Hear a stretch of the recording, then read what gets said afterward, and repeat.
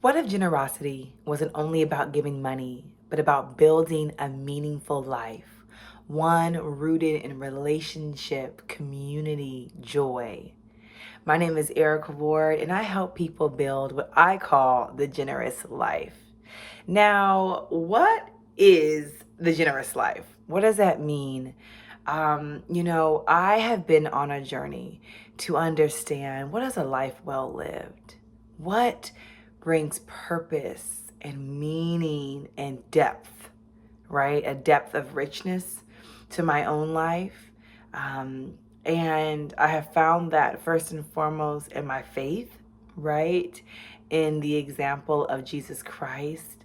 And through the example of Jesus Christ, we see service, we see care, we see abundance. And I truly do believe that this world is abundant, this earth is abundant, and we have everything we need to live well together. But what blocks that? What is holding us back from living abundantly together? I would say it's fear and ego, right? Fear holds us back from sharing generously and from receiving from others' generosity. And instead, we get isolated, we get selfish, we go into our own little corners, and we're not actually able to circulate resources. I do not believe that we're only intended to circulate resources through exchange. Right? Exchange meaning, not just exchange, but really thinking about purchasing items and services. That is not the only way that resources should be flowing, right? There are so many abundant ways that resources do flow and that can flow, right? They flow through family, they flow through friendship. Most importantly, all of our resource and all of our abundance comes from the earth, right? This beautiful creation that God has blessed us with, right? And so when we think about our ability to bask in the abundance of this world, it can't always happen through a payment of something, and it can only happen through inheritance and family. We need generosity, we need mutuality. It is just as important as what feels like the traditional marketplace.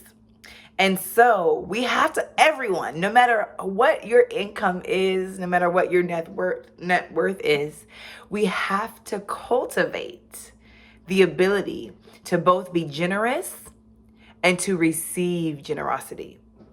And we will not, I believe the world that we desire, the world that we're yearning for, a world that feels loving and kind and warm, it comes through the practice of generosity, because generosity cultivates care. It reminds us that we're connected. Generosity reminds us that actually we're not separate, we're one. And when I can desire not just for you to be okay, but for you to thrive, for you to be well, for you to soar and have your dreams come true, when I can live in that type of generosity that's not just charity based, but truly desires your thriving, it takes me to the place where I remember that your thriving is connected to my thriving, right? And that we're not separate, that we are one. Right? We're all a part of the body. We're all a part of this earth.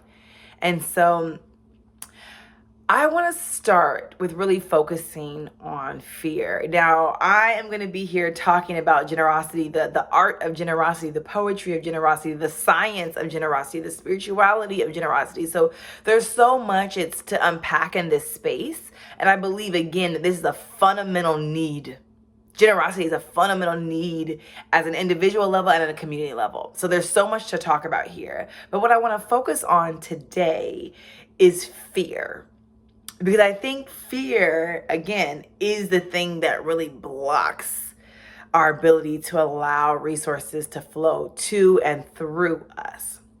And so I want to ask you, when you are thinking about circulating resources, let's say you're in church and you feel God put on your heart that, okay, I need to put X amount in the basket today. Or, okay, I have a friend in church, and I actually know that they have a need, and I believe that I can support that need, and I'm going to just give them some money directly, right? Or perhaps I've had moments where I'm walking down the street and I see someone, I'm supposed to bless that person. Or maybe there's someone you're actually paid a service to, and you want to bless them with an overflow through that tip, or contributing extra. Or perhaps you've been solicited. Maybe there's a nonprofit organization in your community, and they have sent an email saying, hey, we have this need, and can you all support this need? Whatever the prompt is, right? Take a prompt.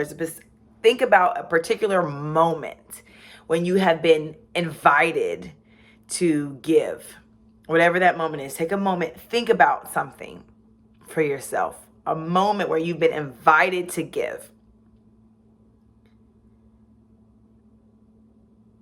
And then think about the other emotions you felt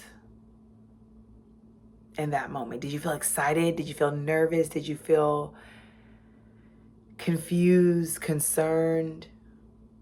How did you feel? Okay. I know for me, especially because of financial anxiety, generational financial anxiety, that a thought that comes up for me is, oh no, if I give when I'm being asked to give or invited to give, will I have enough for myself? Even if I have money in the bank account, right? Even if the amount is not enough to clear me out, there's still that fear that comes up, right?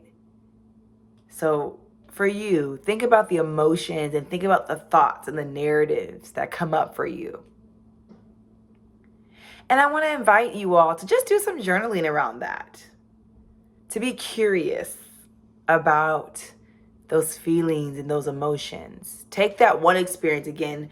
I think it's too hard when we make it too vague. So I'm really inviting you, when you go journal, to choose one moment, maybe a recent moment, so it's easier to remember, but it could be a pronounced moment from the past that you really remember, when someone, whether it's an individual, whether it's at your church, whether it's a nonprofit, whether it's you were watching TV and you saw that there was a natural disaster, anything, but pick one specific moment where you were invited, asked, or even challenged to give.